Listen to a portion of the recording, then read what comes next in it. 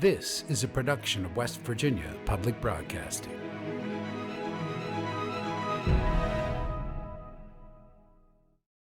Support for the legislature today is provided by Marshall University, with more than 100 degree programs offered in 4 locations and online. More about the Marshall family at marshall.edu. Segra, providing fiber-based communication solutions. Segra, freedom to grow. More information at segra.com.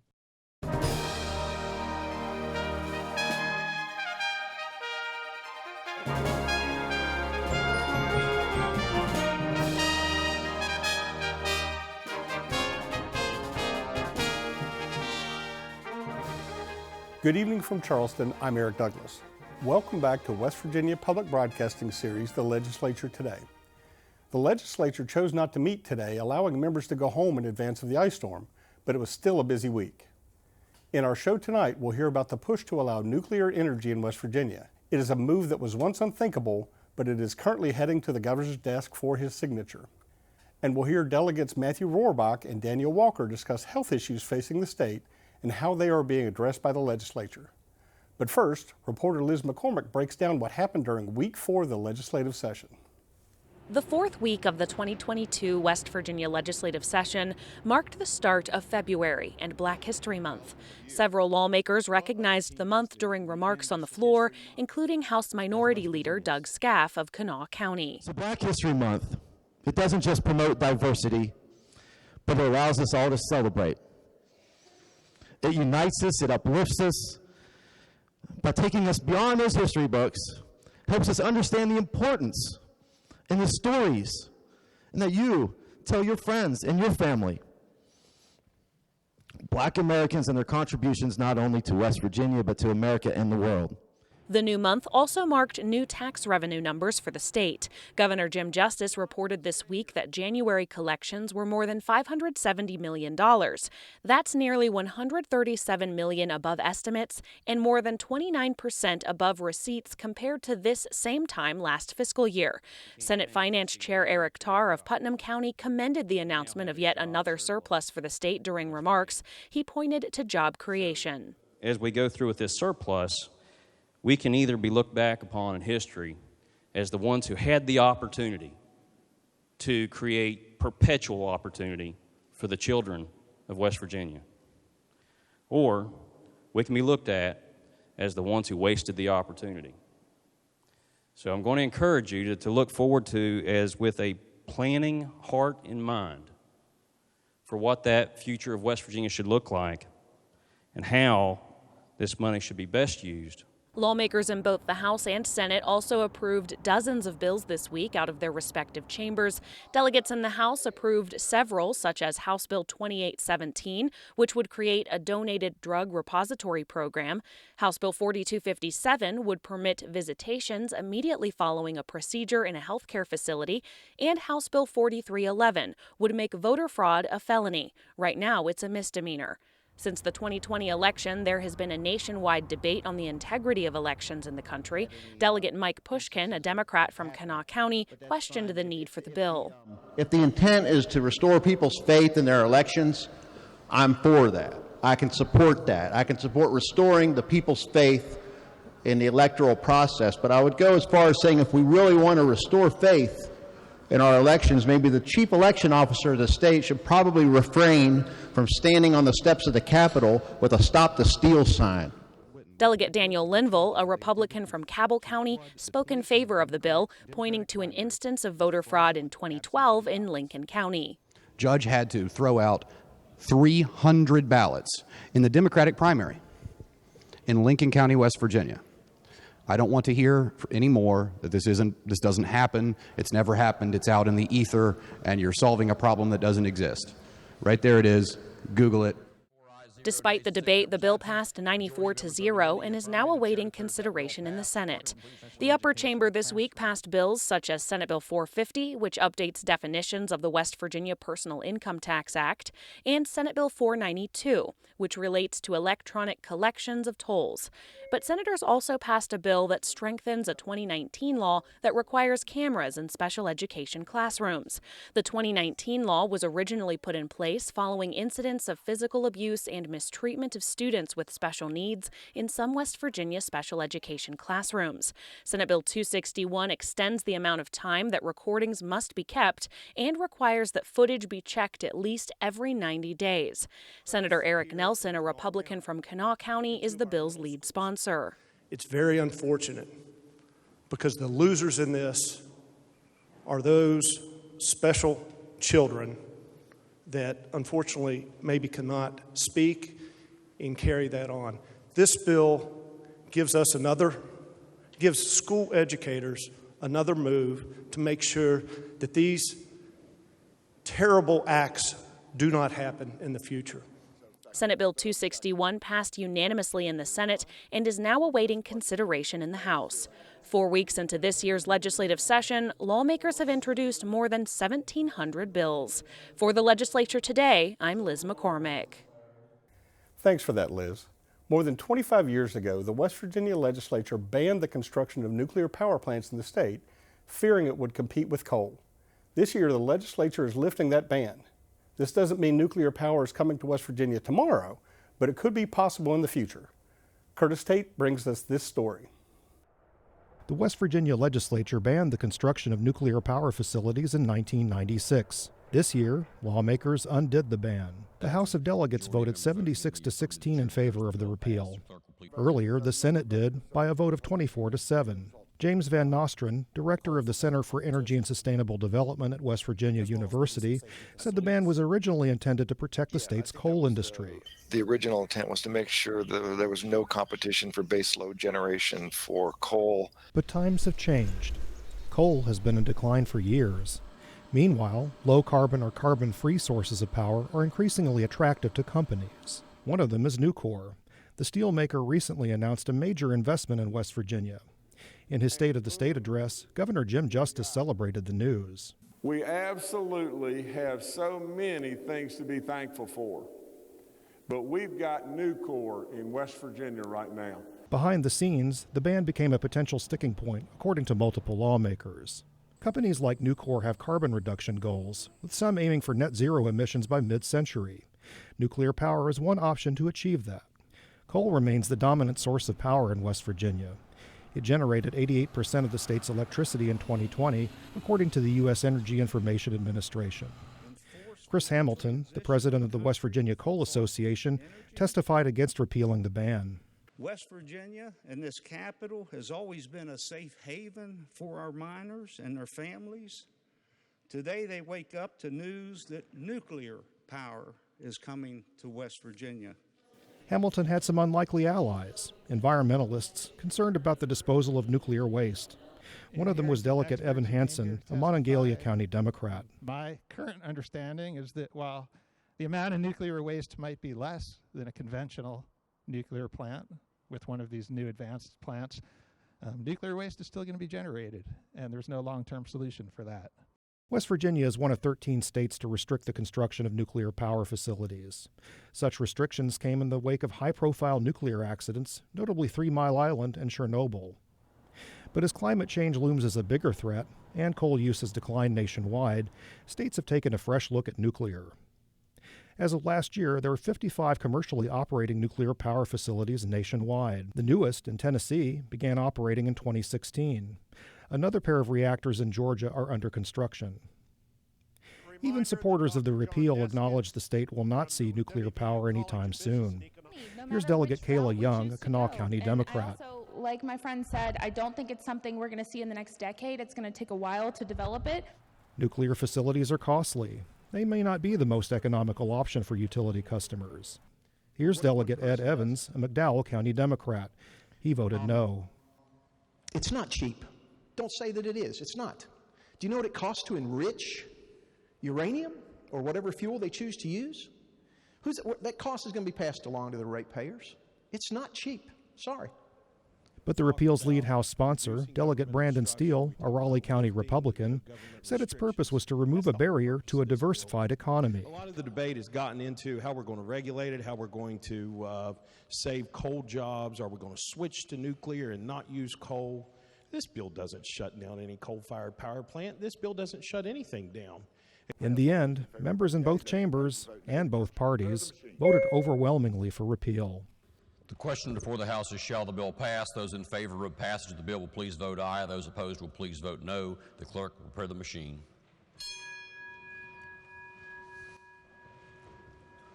For West Virginia Public Broadcasting, I'm Curtis Tate.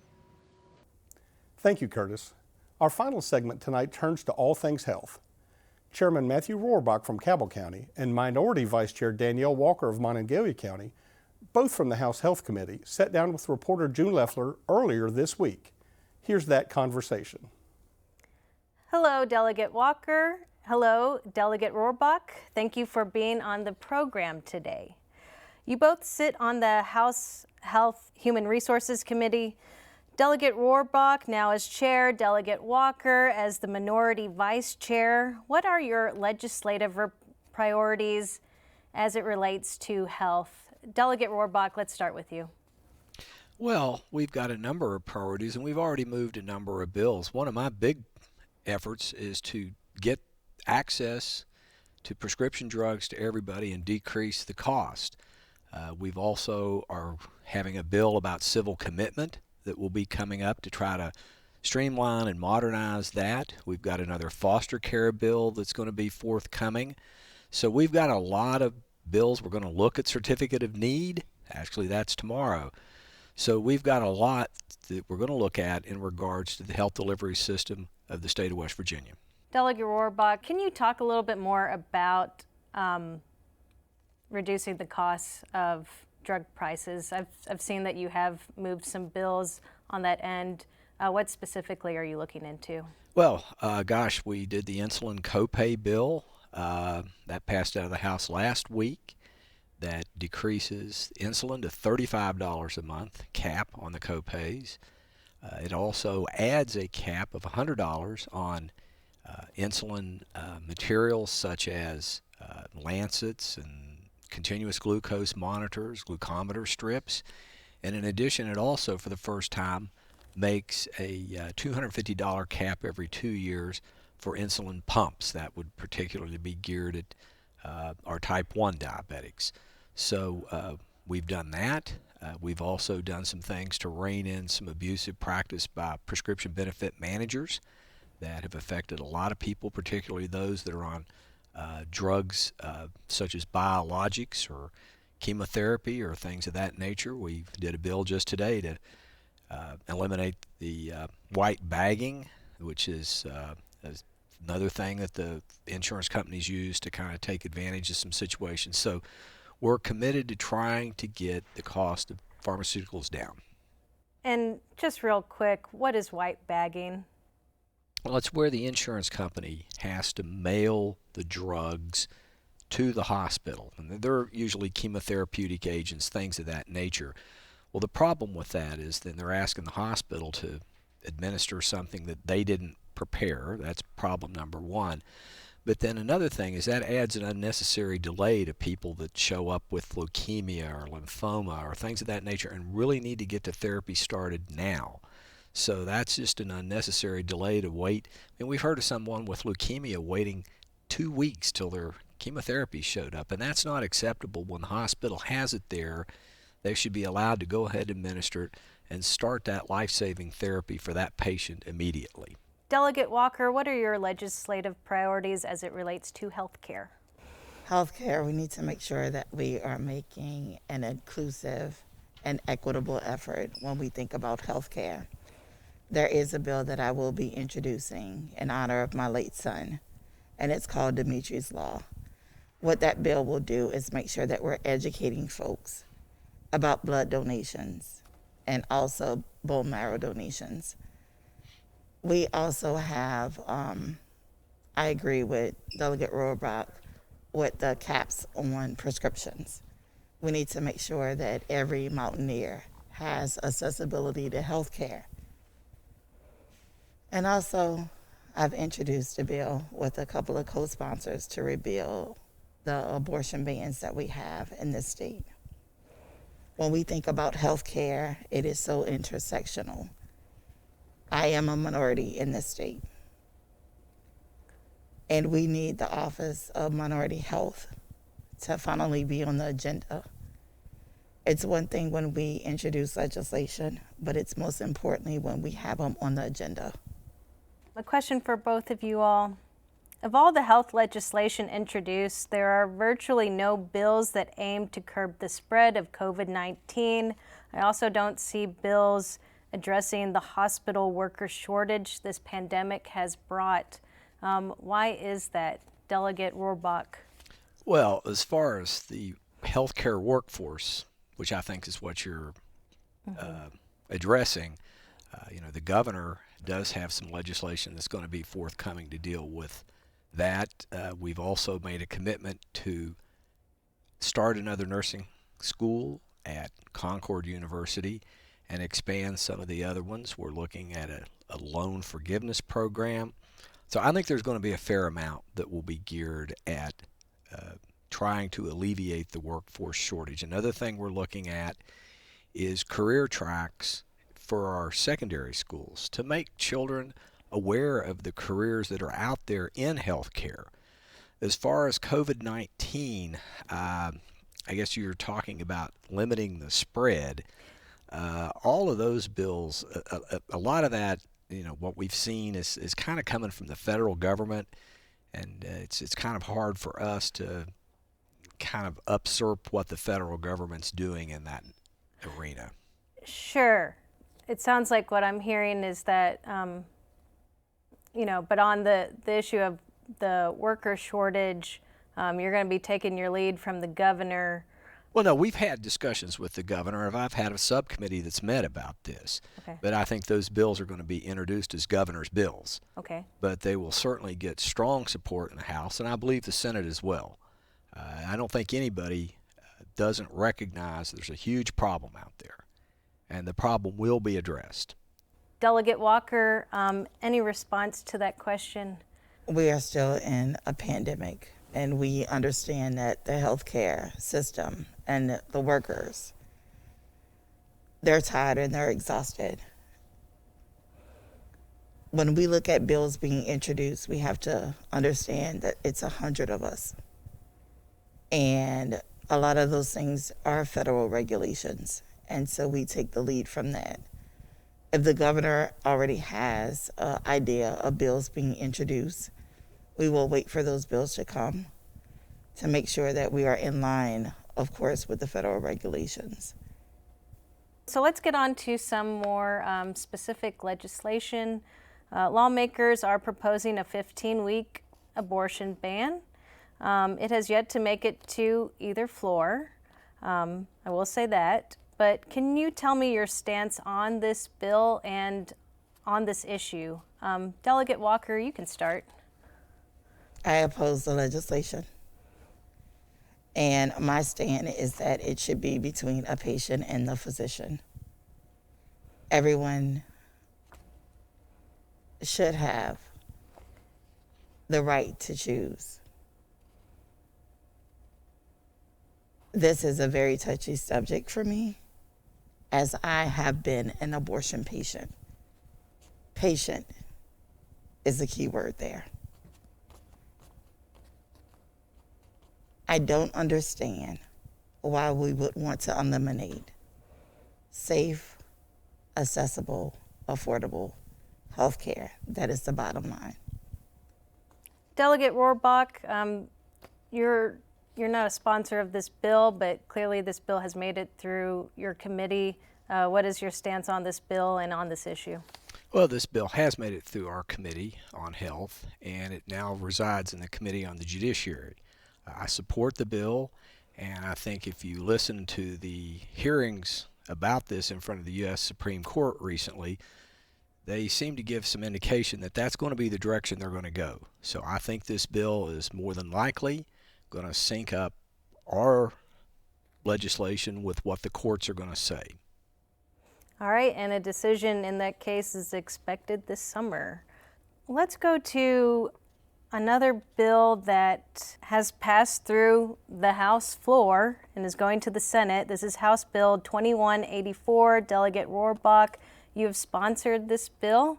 This is on increasing penalties for people who use drugs that may potentially expose healthcare workers or EMS workers to fentanyl. I am curious as to why is this an issue of, health concern to our workers. I'm not seeing a lot of evidence that it is, and that potentially anytime we do put forward these bills, that they do create a harm of stigma to people that, do use drugs.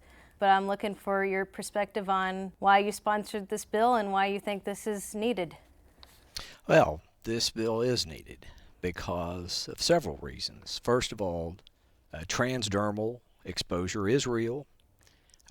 I've went out personally and toured all of our state labs, not with this regard in mind, but they've reported cases of people that have been exposed transdermally, and our law enforcement doesn't know what they're getting into. Our EMS, you can also inhale these substances.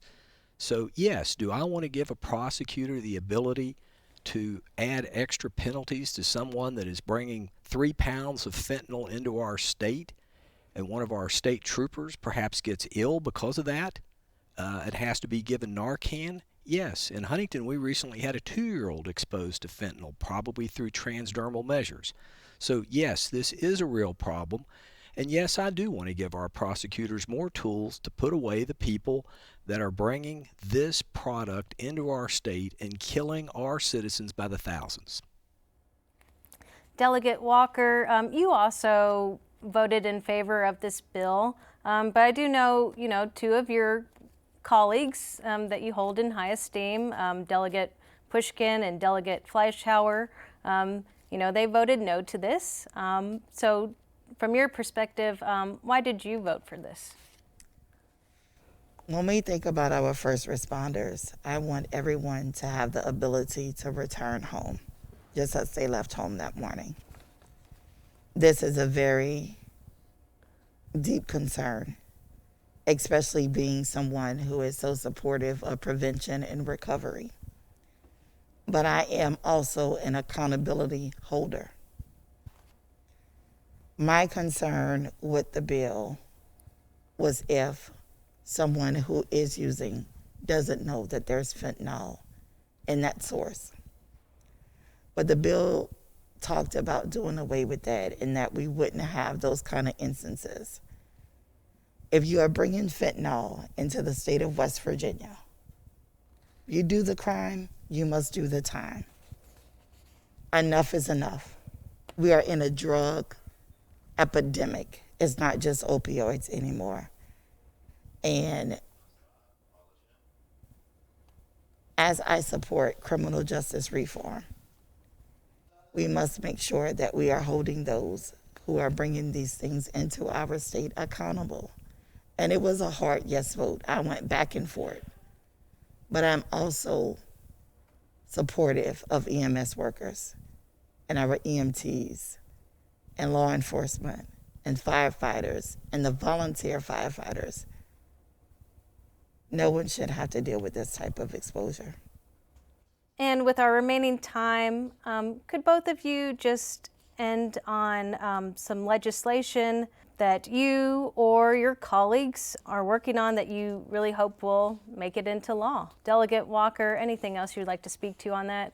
We have a new bill that was introduced by myself and Delegate Hanson, House Bill 4382, that's going to repeal all of the abortion bans that we have currently in the state.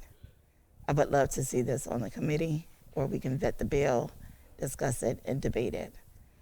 I would also like to see Demetrius Law be voted on and passed through the state of West Virginia. We have a whole bunch of bipartisan bills that is going to make sure that each and every West Virginia are healthy and that they thrive, not just survive.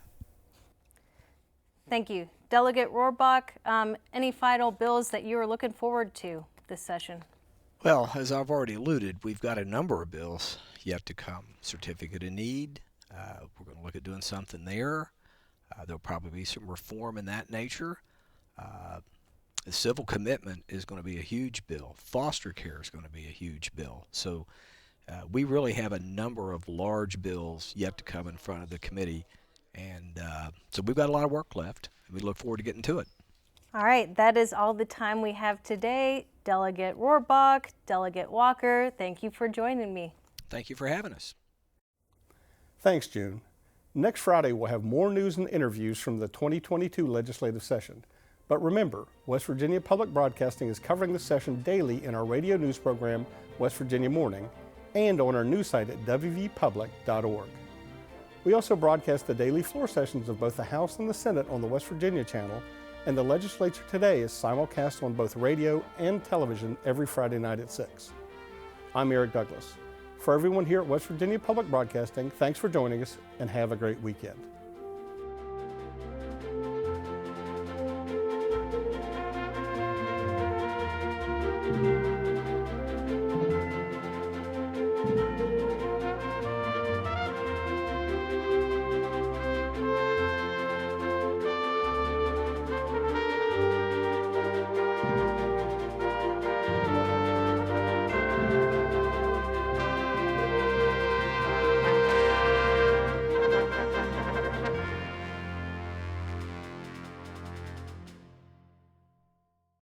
Support for the Legislature Today is provided by Marshall University, with more than 100 degree programs offered in 4 locations and online. More about the Marshall family at marshall.edu. Segra, providing fiber-based communication solutions. Segra, freedom to grow. More information at segra.com.